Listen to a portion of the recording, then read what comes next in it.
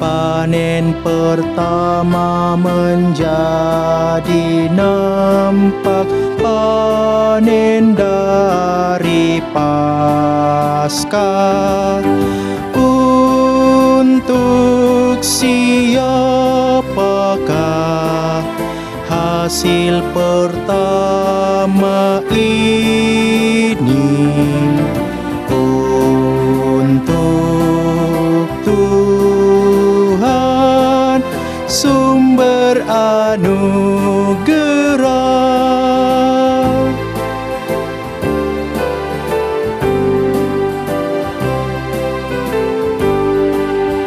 Biji benih yang telah ditanam dengan air mata, hidup menjadi tumbuhan dan buahnya sudah nyata.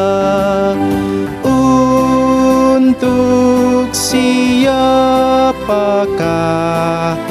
hasil pertama ini? Untuk Tuhan sumber anugerah.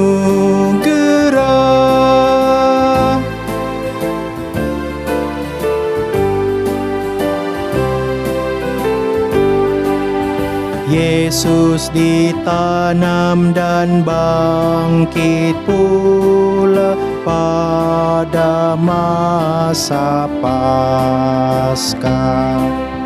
Kini buahnya menjadi nyata pada Pentakosta.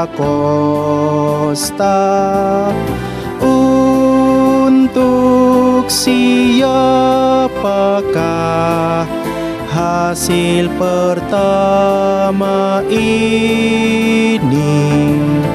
Untuk Tuhan sumber anugerah.